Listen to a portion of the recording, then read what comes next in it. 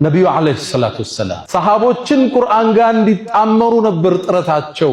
ይቀሩባቸዋል፣ ያስተምሯቸዋል፣ ያዳምጧቸዋል፣ ያደንቋቸዋል። ቁርአን ህይወታቸው ነው የረሱል ሰለላሁ ዐለይሂ ወሰለም። ሌሊት ሲቀሩ ያድራሉ።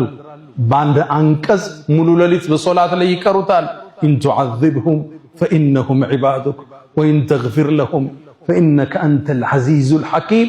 ሙሉ ሌሊት ነው ይሄን ሲደጋግሙት ያደሩ። ሰሃቦቹን ጠርተው ቁርአን ቅሩልኝ ይሏቸው ነበር።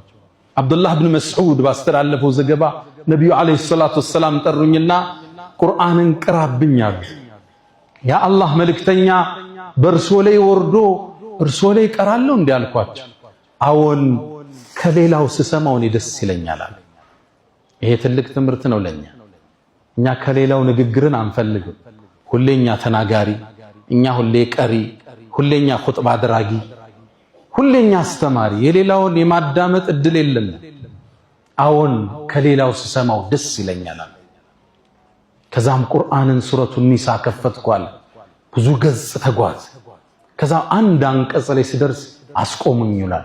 ፈከይፈ ኢዛ ጅእና ሚን ኩሊ ኡመትን ቢሸሂድ ወጅእና ቢከ ዐላ ሃኡላኢ ሸሂዳ። ከባድ ክስተት ነው አላህ እያወራ ያለው። ነገሩ እንዴት ሊሆን ነው? ሁሉን ህዝቦች የውመል ቂያማ ምስክር ስናመጣ አንተንም ኡመቶች ላይ እንድትመሰክር የጠራነ ጊዜ ነገሩ እንዴት ነው አላህ። ነብዩ ልባቸው ራደ። አቁም አሉኝ። አቆምኩ ይላል ኢብኑ መስዑድ። ከዛም ዞር ብዬ አየኋቸው። አይናቸው በእንባ አርሶ ነበር።